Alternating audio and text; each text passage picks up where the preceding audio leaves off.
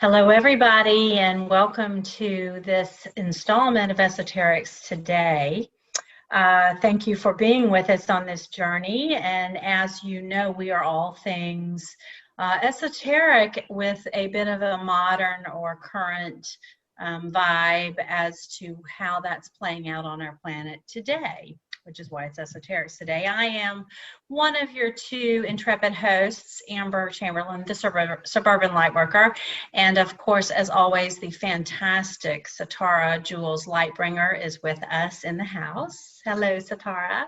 Hello, Amber. Lovely to be back.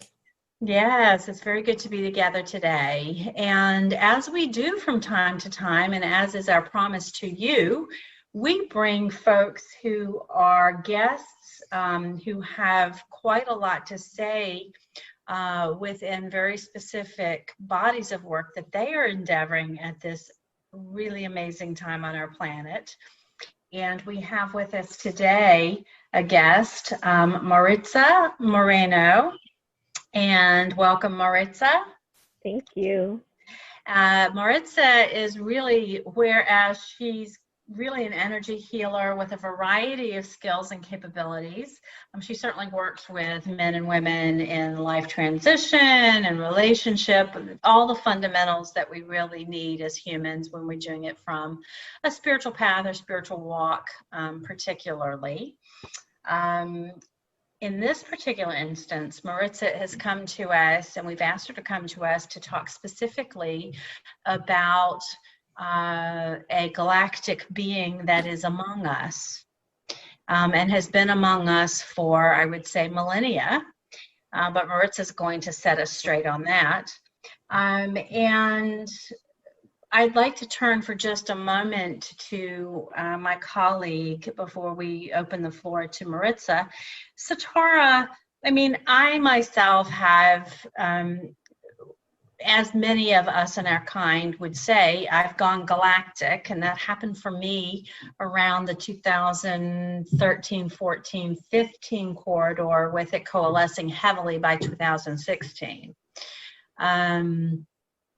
So for me and us, we're having this experience of galactic beings represented on our planet. We experience them in the astral. We experience them our dream time. We experiencing them in other planetary systems among our star-seeded family experience of ourselves. And in some cases, though I don't, we do have people among us on the planet today who have direct experience in manifested form of these beings. So could you give us a little sense about timeline and why it is from your perspective, and anything else you want to say about, sort of introducing that we're going to specifically focus on Sasquatch, Yeti, Bigfoot, because this is really who we're going to get into today. Satara, why is this particularly a good conversation today?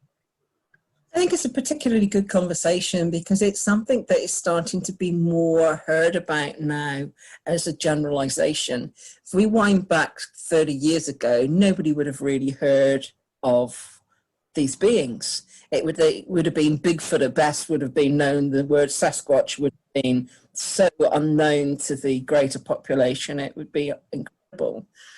And yet these beings have been here since almost the dawn of time. From our planetary perspective, very much wisdom keepers here. Incredible wisdom when it comes to the Earth's energy, with looking after the flora and fauna on the planet, and to hold integrity on particular timelines and timeline convergences that we have here. And I just think it just makes people think a little bit deeper about perhaps some of the work they're doing that hasn't quite touched on these beings yet, but these beings are going to be very much in their peripheral. Think of how many workers we have on the planet that work exclusively with the Earth's grids. How many go that one step further to work with some of the original grid keepers?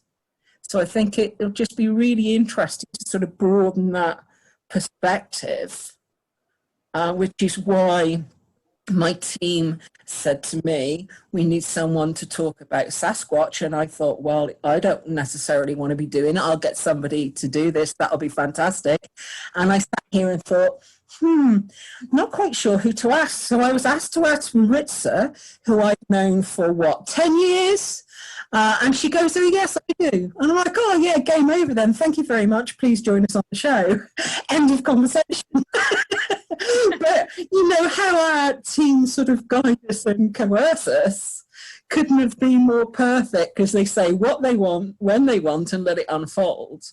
And this is exactly what we're doing today. No hard or fast rules, as always, to the show. It will be what it will be, because it will be divinely perfect with the information that we're divinely given. Well, I love that deeper kind of orientation as to why on earth in our esoterics today we are specifically bringing out the Sasquatch, Bigfoot, Yeti viewpoint. And I loved your orientation to the multitude of grid workers, certainly of which I am one, and how we interwork with the original grid keepers. That word was such an important reference in this situation. I will say that I've been aware of them since I was a child, and I'm in my 50s. I am aware of them from popular television. There were shows that would, it's almost sort of popped up kind of consistently in the United States in particular. Search for Sasquatch, the search for Bigfoot. I think that Leonard Nimoy did a piece on, I forget what that show was called. Someone listening to this will remember what this, In Search Of. It was called, the show was called In Search Of, and he would cover all kinds of these topics. And I remember that one and just being fascinated by some of the still shot imagery of what could get captured on film. And of course the internet today has a wide variety of this. And I also am aware that there's not a little bit of romance noveling, and there's all kinds of things referencing. Maritza's giggling over here, right? There's all kinds of stuff around our fantasies around who these beings are. So without further ado, we must get into it. So Maritza, tell me, where is it you want to begin first and foremost about our divine family that is this Sasquatch, Yeti, Bigfoot? What word do you use most of all? I use Bigfoot. I just want to thank you guys for having me on. I've actually been wanting to do this for a really long time, because it is a running joke with my friends about Bigfoot.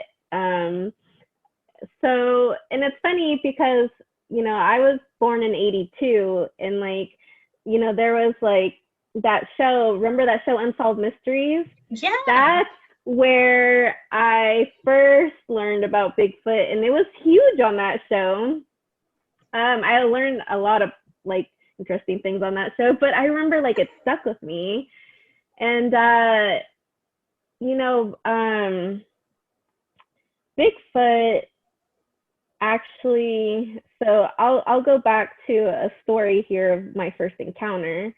Was actually when I did my first vision quest here in Mount Shasta. And Mount Shasta is one of main spot here in California where Bigfoot is seen. There's a lot of sightings here. There's a lot of sightings, in the Sierra Nevada mountains, going up towards Oregon and Washington. So I was in ceremony. I had just done 24 hours of vision quest in the Sweat Lodge, and it was that evening, and I was eating, and this was actually my first vision quest. So I was out there, actually at Stewart Springs, and I remember hearing a crunch, and I was like, what, is that a bear? Because a deer is not that loud. And, we were all eating out in the picnic tables, and there was this area where people can camp. And I remember looking because I thought, oh my God, is that a bear or a bigger animal? And so I remember looking and it was Bigfoot walking. And I was like, what? I just kind of stood there and the one thing, you know, with that is that in the Native American community where I was, they call Bigfoot Makiata. And so they're very much a part of the Native American teachings and ceremonies. And so when I looked up, it was interesting because when you are in ceremony, you're already connected to the earth. And so I didn't freak out, but I was like, did that really just happen? And I remember I looked at one of my friends and I was like, I don't know what I just saw. I'm going to my tent. And I remember just like going to sleep. and then the next night I was still there because the vision questers that were there you're usually vision quest for 4 days. So they were up in the mountain.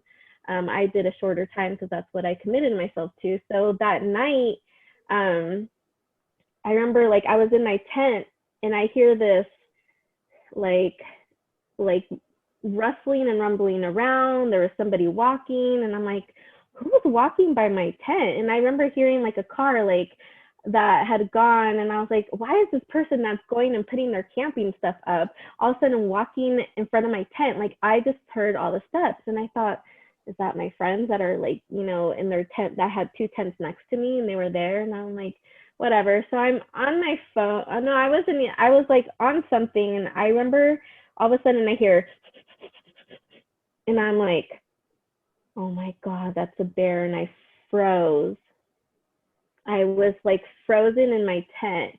And my friend next to me at the time was like, I remember hearing them rustling around when I didn't hear the noise anymore. And I zipped open my tent and I was like, what was that? And he was like, I heard that too. And so he had the flashlight and I'm like, it must have been a bear. It had to be a bear. And there's nothing there. And they're like, you know, bears are slow. I was like, that had to be a bear. There was no way. And so he's like, go to bed. And I like close it back up. And something just in me was like, do not stay in your tent tonight. So I grab my stuff. I go to my car, which is like 10 feet away. And he's like, what are you doing? I was like, y'all have fun. That's coming back. I don't know what that is. So I go and I walk to my car because I'm just going to go sleep in there. And I smell this pungent, nasty mixture of dog and poop. Like I was like, what is that? And at that moment, I was like, that's not a bear. I think that's Bigfoot. So I open the door and I go in. And the rest of the night was like, I mean, the whole night they were making noise. Like I remember like I looked and and he had put apples out for them because so Bigfoot and the fairies and the little people always travel kind of together. And so he could still hear them and they were like hitting the trees and they were throwing rocks. And I could hear him talking to his friend in the other tent and he's like, it's right behind the tree. And so I'm in the car and I'm drumming and I'm singing and I'm like, Lord Jesus, what is happening? And so I go to sleep for about an hour and a half and I wake up and he's yelling again at his friend and I look over and the tent flipped over and his friend's like, the female Bigfoot and the little people flipped over my tent and they're putting poop in my face. And I'm like, what is happening? What is happening? And I'm praying for the vision questers. And I'm just like hearing all this noise. And I remember like there was campers that were not with us because not everybody there was doing ceremony. Stewart Springs people go and camp and they go in the hot springs. And so I remember someone going out with a flashlight because they heard what was going on too. And I'm like, they're hearing this too, not just us. And so all night I just heard like if someone was beating trees and throwing rocks and it just wouldn't stop. And I heard the walking around and I'm like, but I did not see anything. And so then the light started to come out, the sun started to come up. And I remember like I just heard this loud, like if someone grabbed a boulder and like threw it on the ground. And once the birds started chirping, it stopped. So like 15 minutes later, they get up and they were like, well, we were visited last night. I was like, you think? Like, cause we get out. And so they're like, we're going back to bed. I was like, how do you people go back to bed after all that happened last night? So I run down to my intercessor and I was like, Bigfoot was there. Oh my God, this is what happened. So I'm like hysterical. And he's like, well, Bigfoot wanted his woman, huh? And then they just go back and I'm like, so now like throughout that community and friends, like I'm known as Bigfoot's girlfriend, and it's a running joke because since then, Bigfoot doesn't stop following me. Like it happens often. I had another experience with a friend in the same area, and she's not used to any of this, and she heard the little people. They came again when I did my second vision quest. They were throwing rocks again, the little junior Bigfoots. And then probably the trippiest one that encounter I had was in Yosemite. And Yosemite's beautiful. I mean, it's a beautiful place. There's a lot of galactic energy there. And I had gone for the first time after, I was born and raised in California in Chico. So I was like, finally went a few years ago. And we're over at Glacier Point and we're walking back. And before they do that tour of the stars at night.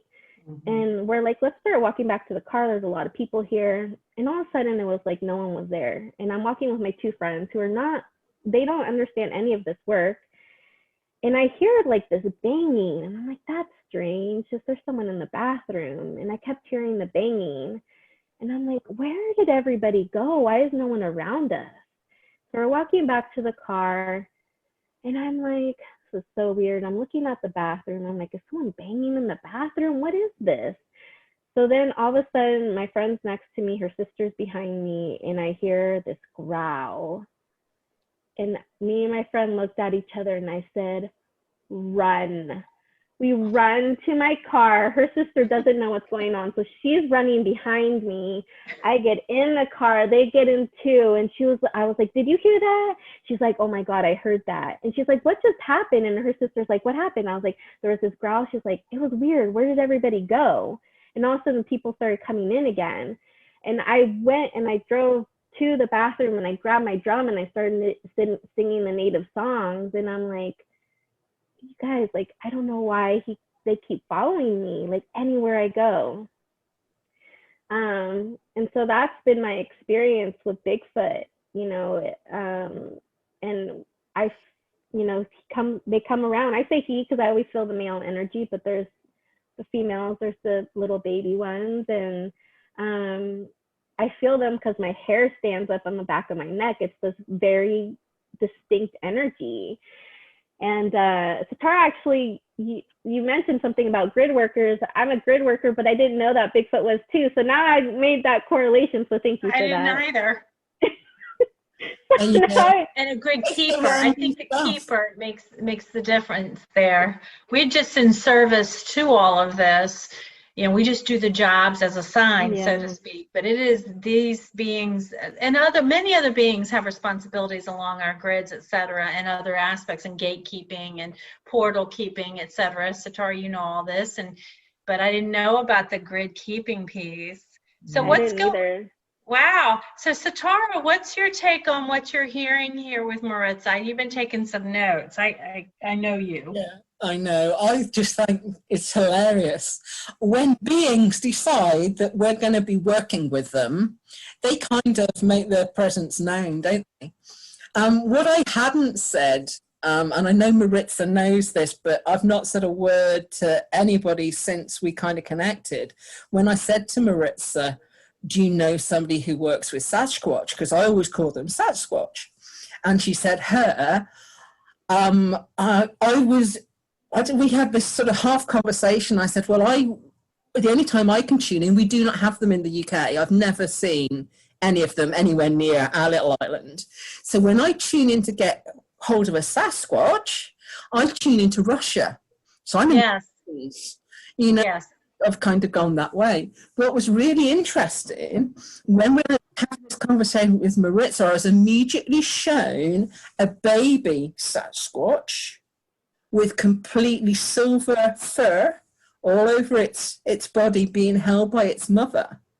And that I was being told that they were there in Shasta by Maritza.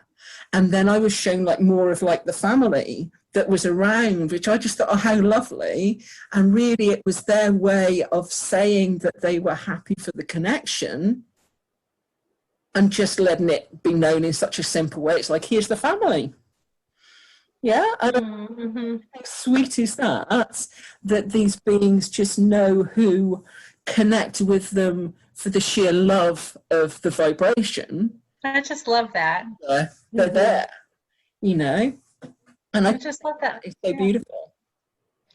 So Maritza, I want to back up for our listeners because you said a few compelling things and one of the things I think we do pretty well on this show is really break a few things down and explain a little more. When you refer to little people and fairies that are tending to be around Bigfoot, you're perhaps referring to more than just the young Bigfoot. You're referring to the beings that are referred to as little people. Maybe. Yeah. Could you talk about the little people? Because I think more people have experience with little people and would like to hear us talking about that. I think there are people who have had experiences with the little people all their lives. I have not. I mean, I have felt a lot of little feet go around on my bed a time or two, but you know, walking around on top of my bed. But that doesn't happen often, and I will think I'm being visited by a former cat, because usually she comes to mind. But I will hear some smatterings from people. So, who are little people, Maritza? Oh, the little people. So, you know, up here in Mount Shasta, a lot of people have experience with them. Even, I mean, a lot of the community knows about it, even though it's really not talked about. And the little people, they're, for me, similar to the fairies. So I've worked with fairies all my life. And I didn't know that I was working with the fairies and the little people and Bigfoot until this happened to me a few years ago. And you know, the little people, they are keepers of the earth too, just like the fairies are. You know, the fairies are bridgers.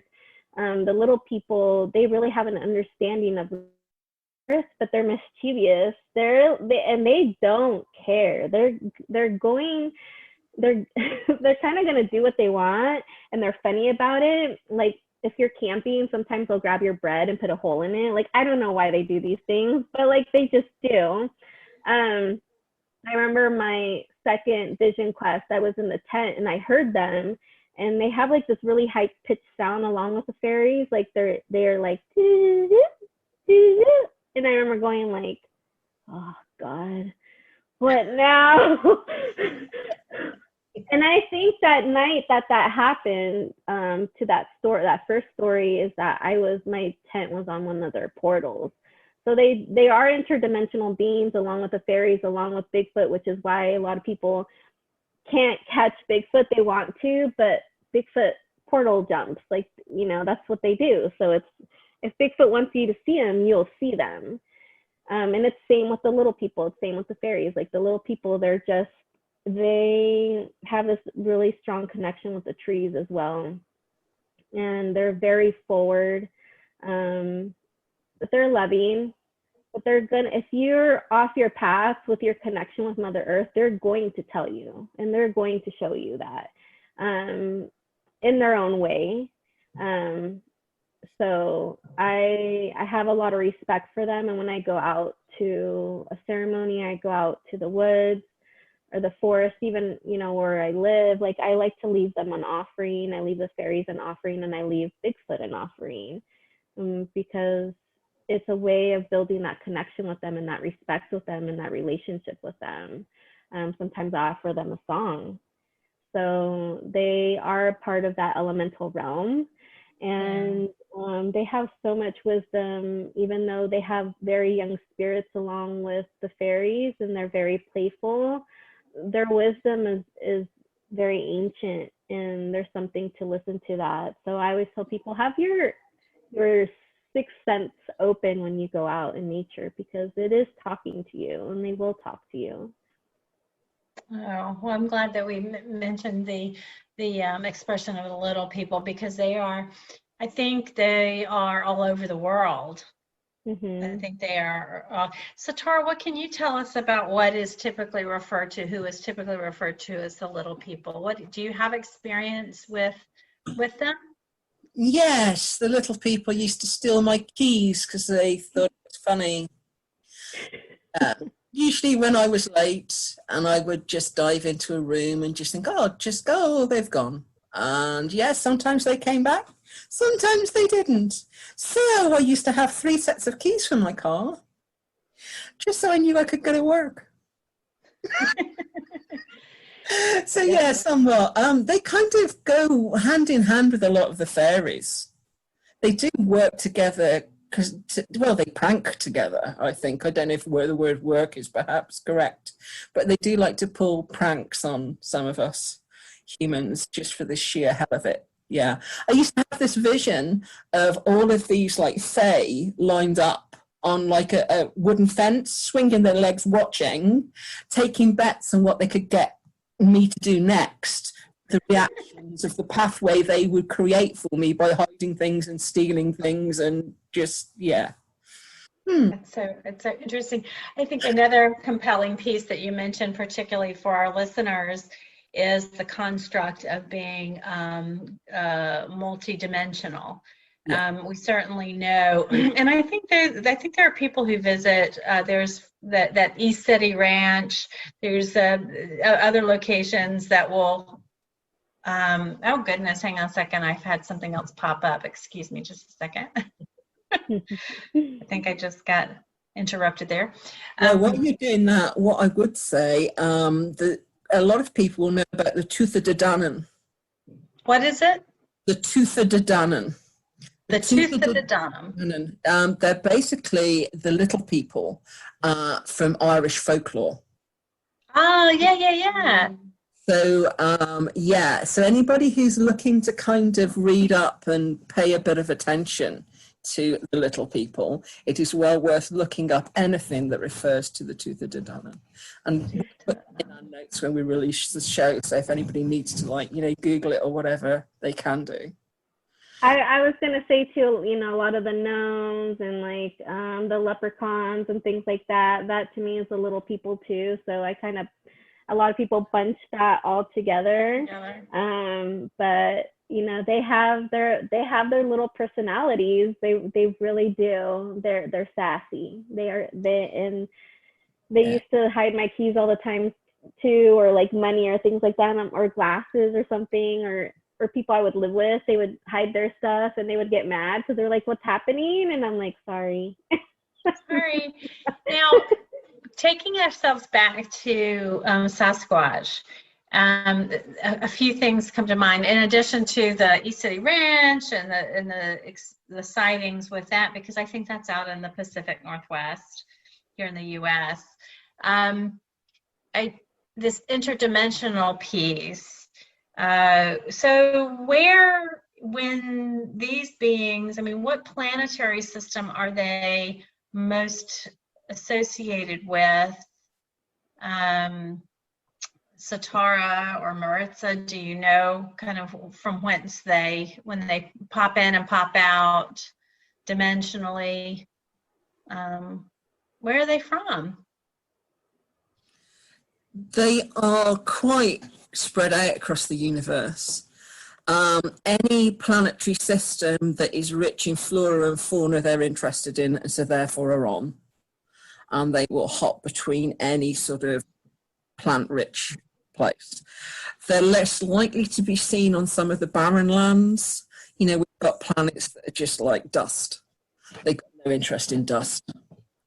They prefer the greenery of life. They're more interested in, well, even if it's purple, I'm just thinking like seriously, purple greenery. Oh, Oh, hello, one cat. So yeah, they're really interested in the diversity of life. So this is why they like this planet. They love all the different flora and fauna that we've got.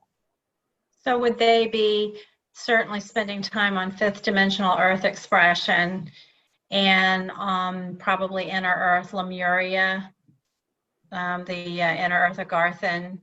Would they be moving around? Yeah, they kind of do, but they prefer to be on the surface. I don't know what it is with Bigfoot and caves. They tend to not be that keen on them, although they do have to utilize them at times.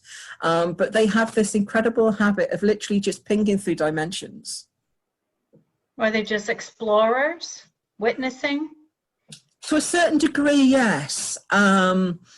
If you think that every planet has every dimension present within its makeup, they can literally just flip between what dimensions they need to pick something from. So if, for instance, they're particularly looking after one tree type, shall we say, so they've fallen in love with this tree.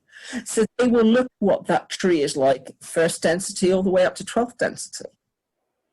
Oh, fascinating. See how that makeup changes between those densities, so that they're able to manipulate programming, if you like.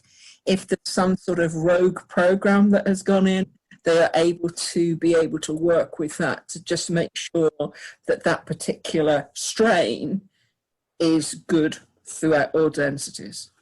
So they are excellent, as many beings are, at genetic influence and genetic programming.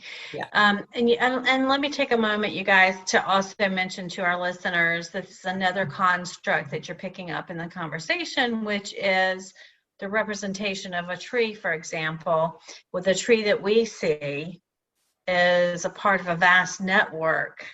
They are of one, just a real one network all around our planet. They have their own communication system as trees, as species go, but they also are, just like we are, represented in every realm and every dimension. And what Satara, you were just describing, is that the role of the Sasquatch is to be able to just follow it, to follow that lineage, that architecture, geometric patterning out to all the other realms in which it exists. And that's sort of part of their, just part of their service, of their grid keeping. So grid keeping is certainly an earth job, but also they're doing it for trees and anything else that anything else of the natural world. That's very interesting. They have particular choices at times to be making from them. It can be very, very interesting, some of the way that they will kind of operate. But I've tended to find that any that I have dealt with, I think is a good way to put that encompasses that are more interested in what's growing. So they wouldn't be quite as interested in a rock or in a crystal than they would be a fern, a tree, a flower. I don't know why. I've never quite worked out, because to me they're all living things, but their penchant seems to be for the greenery. So biodiversity, yeah. We have keepers of biodiversity and across dimensions. That makes really good sense. Now, I also want to circle back, because I love this whole, when I mentioned the romance novel approach, and when it turns out to be that we have, I love this story about your friends teasing you, saying, well, they're just visiting their girlfriend. I just love that they got to have their woman. We've got Maritza here. It's like, yeah, well, the reason I say that about the romance, now we're going to keep laughing, is, so I live in the eastern United States in the mid-Atlantic, and not too long ago, I would say it's been within a year, it's been within 2 years, there was someone running for office regionally, and his reputation got besmirched because it came out that he had written a romance novel with Bigfoot. So now I'm like, wow. My head is about to explode. You So know, So his professional relationship, his political career was very damaged by the fact. Oh, and I think that we kept being referred to as Bigfoot porn. And I just, for the life of me, I was like, I am not touching that with a 10-foot pole. So I want to see this.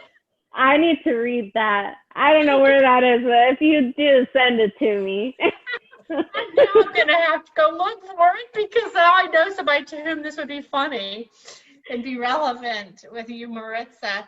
So, Maritza, how do you ever tune into, therefore, just like with me and my Syrian connection, with my Pleiadian connections, with my, Arcturian connections and Lemurian, I tune in occasionally for things that I want, need, or I'm just curious about, right? And Satara, you just do this all over the place and it just happens, So Maritza, how specifically, or do you tune into Bigfoot? Under what circumstances?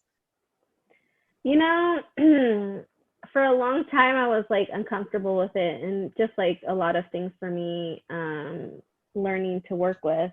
But I just realized that, they want to have that connection and relationship with me. And for me, even though my friends laugh about the whole Bigfoot connection and they've made photos with Bigfoot carrying me and things like that, and photoshopped it, it's out there.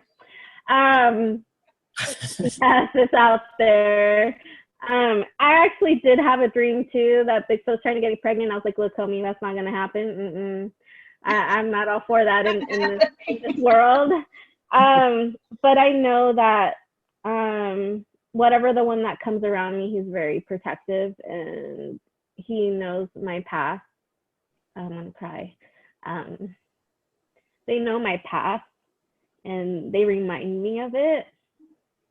And so when they come around, like, it's like having family there. And I know that in the unseen, like, I'm protected wherever I go. And I've had a lot of experiences, in the last 10 years and being up here in Mount Shasta, and I've seen a lot of things.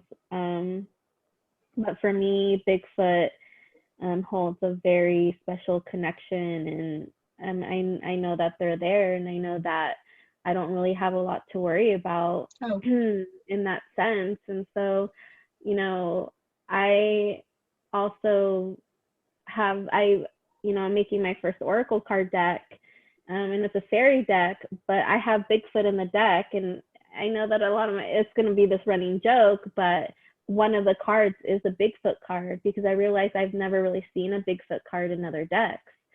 And that is one of the cards there because, one of the things with Bigfoot too is why it's so connected to the Native American teachings, at least from my elders, is that, they have a respect for the earth, they have a respect for nature, but they have also an understanding of medicine, which, in my culture, with curanderas and medicine women and medicine men, like, Bigfoot has an understanding of the medicine of these plants.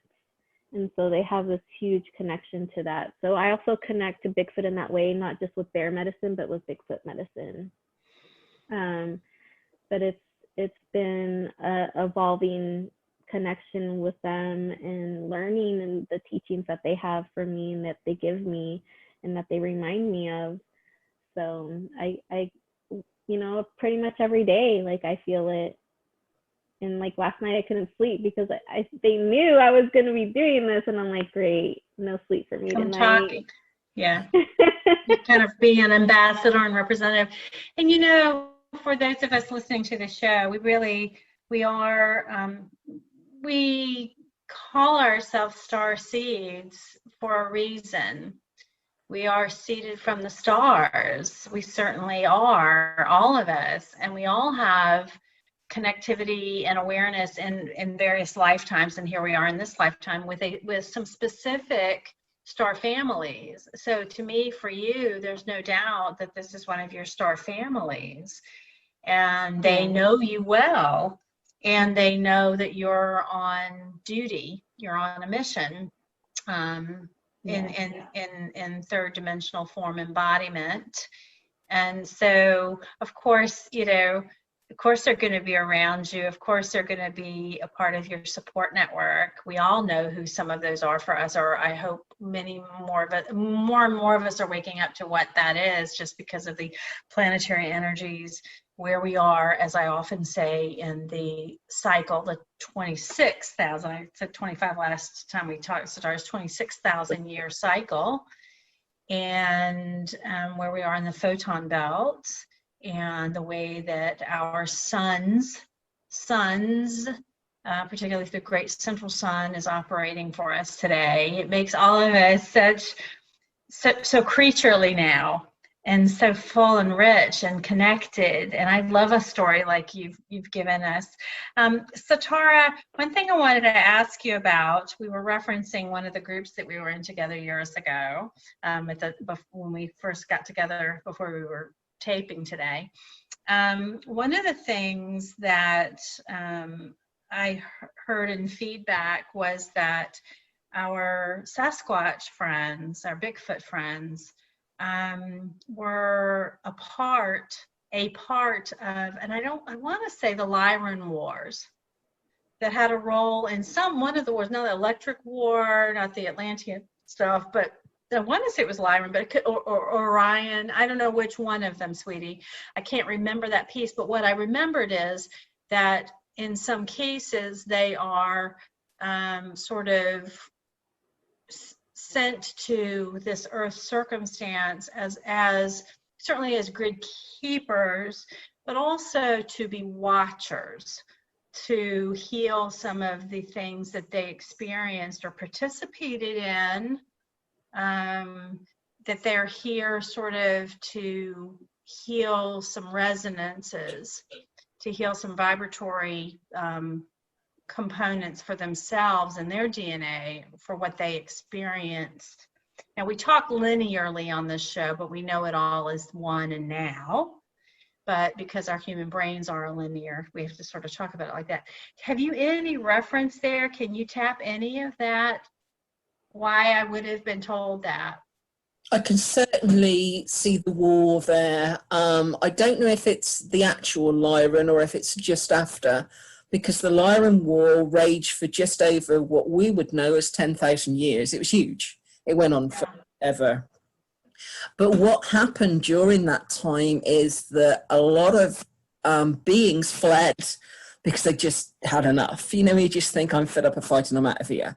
Post-traumatic stress for the masses.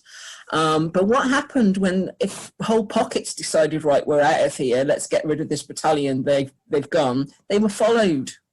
So the wars then perpetuated to wherever they were followed to, which eventually culminated in what we think now of the Orion Wars. That was still some of the aftermath of what was going on at Lyra, although it was featured more on the metallic, particularly on Orion, and the mining aspects. Again, it's all about greed and who's got more of what going on. Yeah. So there was particular kind of trauma there.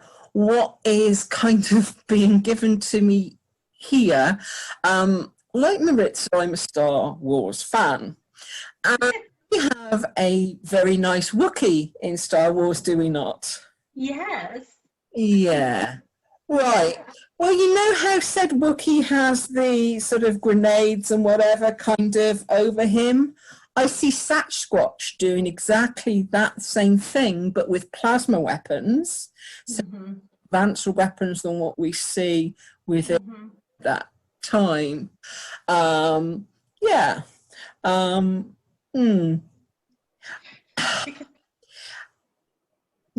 The amount of planets that are being banked in front of my eyes for where this happened is frightening. You're talking hundreds. I'm literally getting like this, and planet after planet after planet. what they tried to do, the reason that they were working with plasma weapons is they were trying to create a form of timeline rift to be able Yes. to stop the Correct. carnage.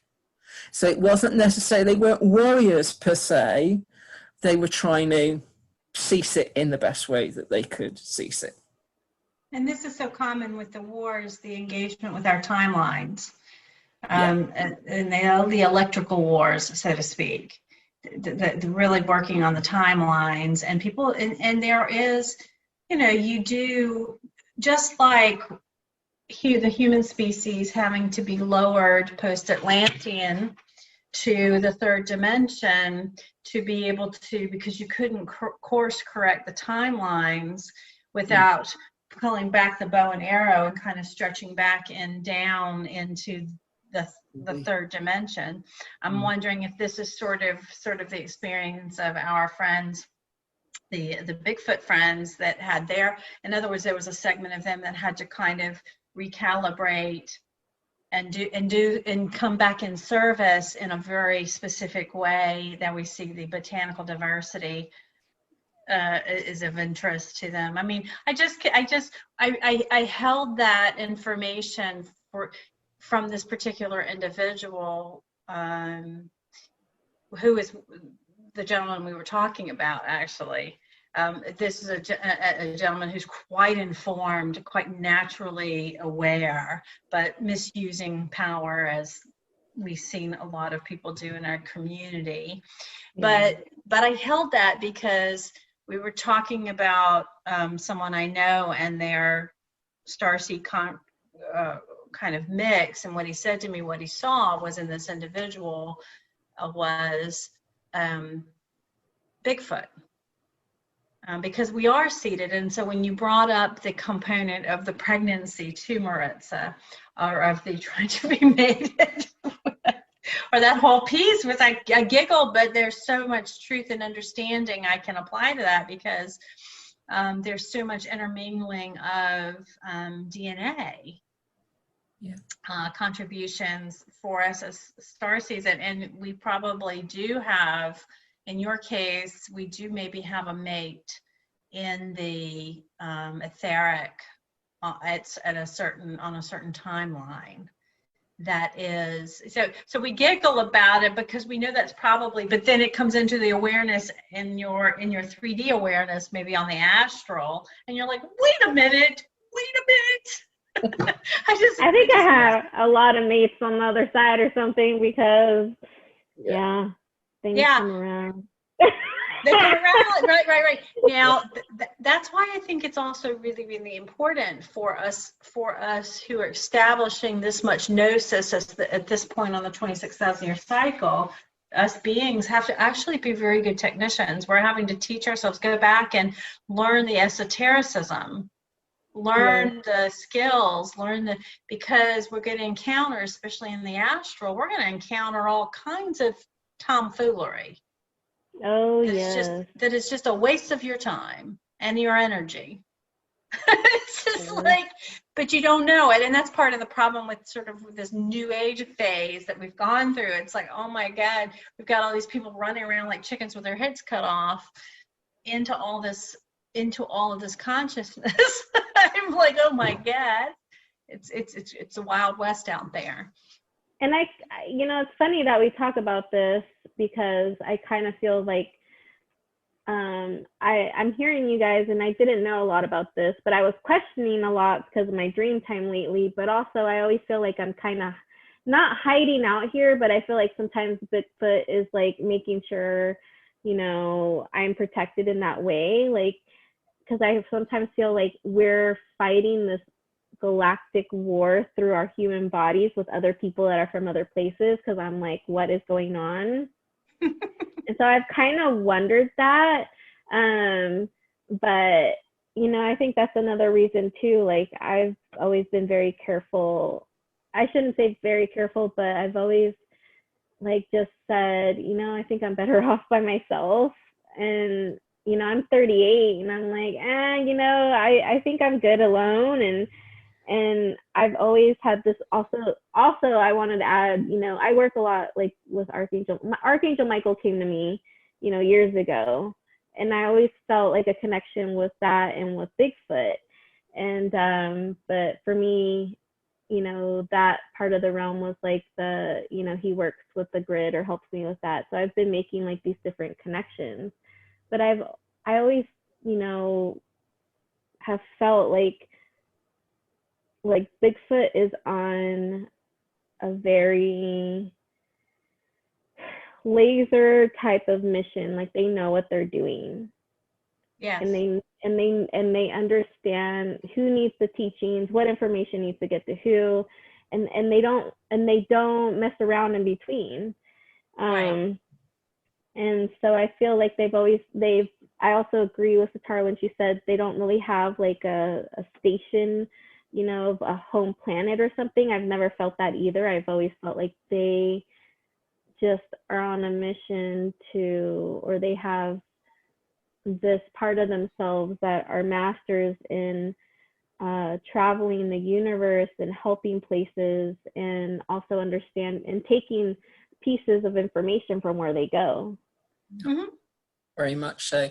I don't know if you remember one of the other shows when I spoke about one of the roles that I had of collecting small crystal samples to be able on the hydroponics level of the mothership, to be able to then replicate them and then replace back the crystal on the planet. So we weren't affecting the planet's biodiversity at all, but we were able to sample it and to be able to perpetuate more.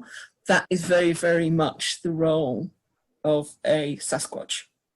That's kind of what I was watching as you talked about it, Satara. I was like, oh, so if they're going out to other densities, they could then bounce to wherever they needed to bounce to with that next sample to take to there, to be able to make sure that there's balance within the biodiversity, because certain species, as you know, on planets die.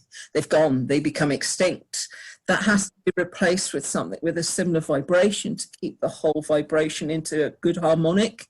So you're talking about harmonic frequency within the biodiversity that they're handling. Wow, that makes great sense, because when I think about the holographic universes or the omniverse, the holographic nature, it's all harmonics is everything. And there's always, there have to be beings who are tweaking all of that and keeping track of all of that. And it takes more than a village. It takes, all of us, all the beings to do it. Just like we're here on our missions and our place on our nodal points on Gaia, and just our bodies made of her. And we are just these little, I call us little lightning rods for all the energetics coming to the planet. So we're doing the same thing they're doing, just doing different service. It's all service. And we are made of such diverse biodiversity ourselves. So I just love that I love hearing from people like you, Maritza, who are having these experiences and able to integrate them. And you integrate them into yourself and into your life, and they bring you joy and meaning, and they bring you interest and color into a really dense third dimensional platform that is, and I like to mention this for our listeners too, because it's a common theme for me to say, has been an overgrowth of inorganic structures on third dimensional Earth. It's front loaded with inorganicity, built, of course, primordially or organically, but the inorganic matrix has had its day with us. And our kind are so organic and so important to the biodiversity, and the flip back to organicity, the organic matrix, the expressions of the earth and Gaia and beyond. It's always just sort of cool and refreshing and fun to kind of hear how people are doing that. And I think that's what you brought to the conversation today. And your clients, I mean, the people that, and I think that's the other thing for our listeners. When you come to people like us for services, for support, you get the way in which we serve people is absolutely through all this information that we get. And in Maritza's case, it comes through your experience with Bigfoot. It comes through your mission that is also a part of the Bigfoot or Sasquatch or Yeti story. And I think that's really beautiful too. Most consumers don't need to know all that, but I think that it's just so rich. Yeah. Bigfoot will come in when I do healings at times and give information or do healing on somebody. You know, I just, you know, they're part of my team. And it's just, there's so much there. And I just always look forward to working with them and you know, growing that connection and that understanding. Well, and more of your kind and our kind are needed, and are coming. We're used to being a small class of people, a small group, right? I would say that Satara and I represent what I would refer to, and maybe even Dolores Cannon made most publicly known, of the first wave of this in this cycle that we're bringing and holding the frequencies. It was a very long slog that Satara and I have been through. Wouldn't you say, Satara? Yes, somewhat. Been a real slog.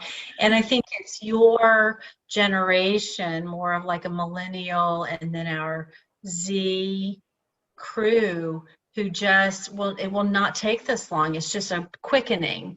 And the kind of services that you all can provide are just so potent. The medicine that you carry, just there's a quickening in it that for our clients they're not to languish and to linger. They are to come into harmony faster than, say, I think our generation did.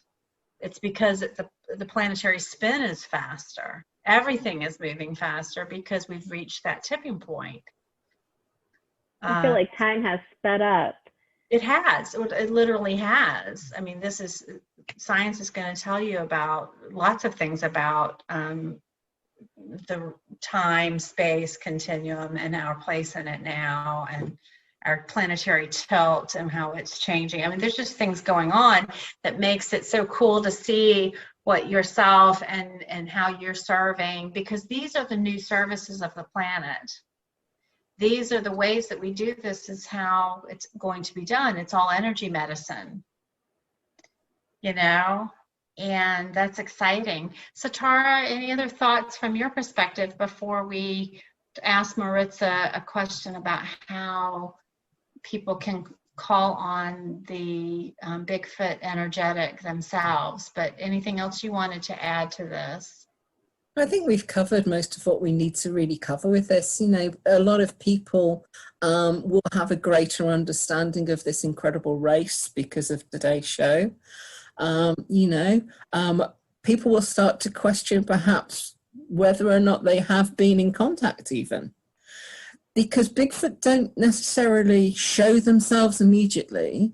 They will be contacting you and guiding you without being seen. You can feel them, so you know that it's a very positive energy rather than a negative energy, but you don't get to necessarily see them until they're ready for you to see them. So that will be, perhaps pause for thought for a few people who are helping them with their grid work, who are helping them with working with whatever biodiversity perhaps they're working with. Yeah, really well said. Really well said, Satara. So from that, Maritza, what advice would you have for someone who either thinks that they may have had or may be experiencing this, or someone who wants to? What would you say to them from your experience about how to engage that? That's a really good question. from my experience with them, I did not even expect to have my encounters with them. They wanted that, and I, agree with Satara. Like, if when they want you to see them, you will. But one of the things that one can do is, like, if you're out in nature, or even if you feel them around, you can leave them an offering, like avocado, banana. Food is always really good, but like something very earthy, they enjoy that. And learning to build that connection, you can journal and really be in your heart, because they know where you're at. They know who you are as a person. They're very strong and really energetic. So if just as you build that connection, you will either hear things, or maybe when you're out in nature, you'll smell. Like for me, I can smell it when they're around. But I offer them a song, and I or I offer them the food, and I leave it by a tree, and just go about my way, and slowly build that relationship. So take time to do that. If you are feeling something, you can even go out and meditate.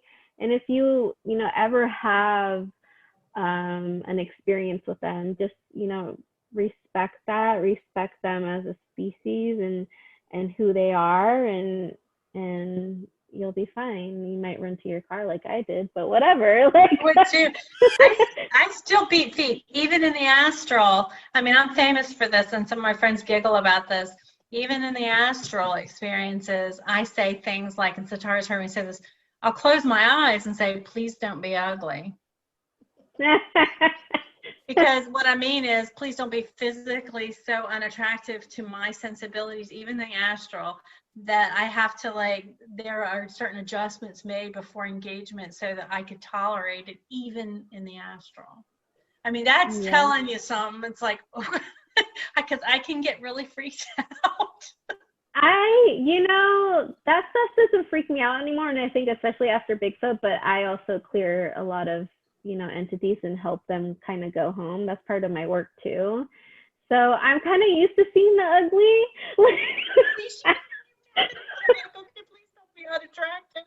And then one stars on her busting it good. She's like, oh my God. It's a fiction. Please don't. Even in my astral, I will close my eyes and I'll like look to you. I'll be able to look at you from my side eye. That's crazy. But it's not crazy, because when I first started like channeling and seeing like Archangel Michael and that other realm, like they knew like they knew they had to come in sexy. See? You better come in good looking, or I ain't looking at you. That's so funny. See, you know what I'm talking about. Come in sexy. They knew how to get my attention, because I would be like, "Who are you?" And they're like, "Okay, let's get to work." Yeah, then they got you. You can see, yeah. The last thing I want to ask you about it before we close is, you've mentioned offering a song. Would you are you able to drop into yourself and offer just a short something that you would, in that instance, go into as a little song or a little piece of music sound that you would be an offering? Can you do that? Well, I do Native American. Through ceremony, I've learned a lot of the Native American songs, and I can. I always like to respect the medicine and respect the ceremony. That I can do that. Could you do just a little piece of something that would be respectful, that you would think you could take to the woods, that you would take? We want to hear you and how you do that a little bit, if you don't mind. I don't mind. Beautiful. So when we Sundance, one of the songs is a thank you song, and so that's one of the songs that I want to sing. So it's Wanka Tonka Tonka Shayla Wanka tanka tonka shela Bila maya yellow hey chanupa wakacha mayang kuelo hey Bila maya yellow hey which sunny wa mayang kuelo bila maya ye Bila maya yellow hey hey yo. So that would Ooh, that's beautiful. Wow, like, I had chills. I just had chills listening. Did you hear my cat? Was she singing too? This is my deaf cat who can't hear anything, that was fast asleep and woke up, and she was like a rash as soon as she started singing. Yeah, I just love that. Amazing what they feel, even though they haven't got like their hearing, that they can just sense something and be there. Yeah, that's beautiful. For me, that's a personal song, and so I sing that to them as an offering because it comes and it's a thank you song, and I always sing that to my ancestors and to the spirits, and after sometimes I do a healing and or when I'm thinking of when I'm at the tree and I give that thanks to them and to that medicine and to those prayers, and so that's my prayer to them. But I tell people, find what your song is and connect to that and sing that if you want to, or if it's just a prayer or if it's humming or whatever it is, because they will feel that.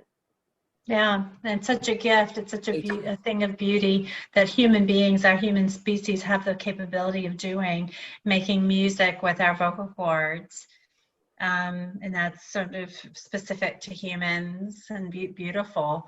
Well, I've enjoyed this time with you, Maritza, and really, yeah, we've laughed a little bit and kind of giggled at some of our experiences, and we've honored our brothers and sisters in this race and species, and I love that. I love spending time celebrating who is here and giving some idea to our listeners, how they spend their time and why, and maybe like Satara's experience from understanding sort of the story of the wars and some of our species roles in them, and then and how that all comes into play. And we talked about timelines, because wars are very much about timelines, because they are about access to planetary riches, metals, energetics available, particularly this beautiful jewel of a planet, our mother. So anything else, Satara, as we wrap up? I do thank you, Maritza. Thank you. Yes, it was just a beautiful time together. I think that's all for me. Satara, was there anything else you wanted to wrap us up with? Only to say thank you very much for joining us. It is a pleasure as always. And we look forward to seeing and hearing more from you. Absolutely. Thank you so much. This was another episode of Esoterics Today. I am Amber Chamberlain, the Suburban Lightworker with Satara Jewels Lightbringer. We do this month to month. Keep up with us and share us with your friends and your like-minded explorers. And we will be back next time.